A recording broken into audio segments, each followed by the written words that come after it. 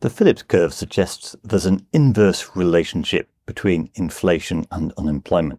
The basic principle is that if the economy grows faster, then this will lead to higher output and more employment. Unemployment goes down. However, as the economy gets closer to full capacity, it causes inflationary pressures. Therefore, at least in the short term, it appears that there's a trade-off. You can reduce unemployment, but at the cost of higher inflation.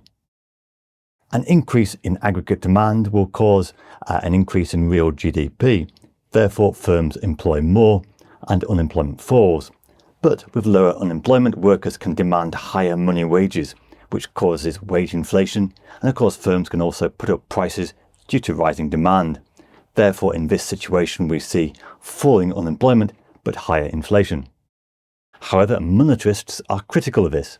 They argue that in the long run, there's no trade-off, because in the long run aggregate supply is inelastic. Monetarists argue that if there is an increase in aggregate demand, then workers demand higher nominal wages. And when they receive higher nominal wages, at least in the short term, they work longer hours because they feel their real wages have gone up.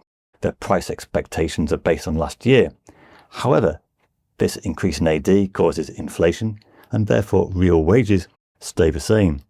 When they realize that real wages are the same as last year, they change their price expectations and no longer supply extra labor.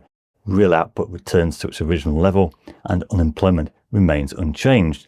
But we do have a higher inflation rate, and the short-run Phillips curve shifts upwards. The original Phillips curve was created by A.W. Phillips in the relationship between unemployment and the rate of change of money wages in the UK between 1861 and 1957. And he looked at the inverse correlation between the rate of change in money wages and unemployment.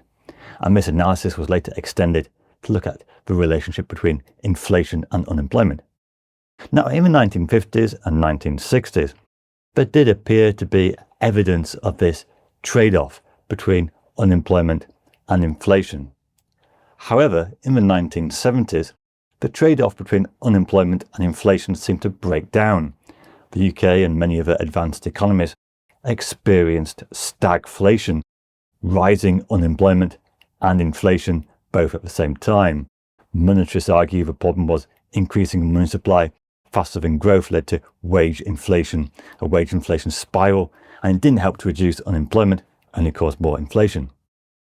But others said there actually was still a trade-off, just a worse one, because we had a lot of cost-push inflation, higher oil prices, and that had actually shifted the Phillips curve upward and to the right.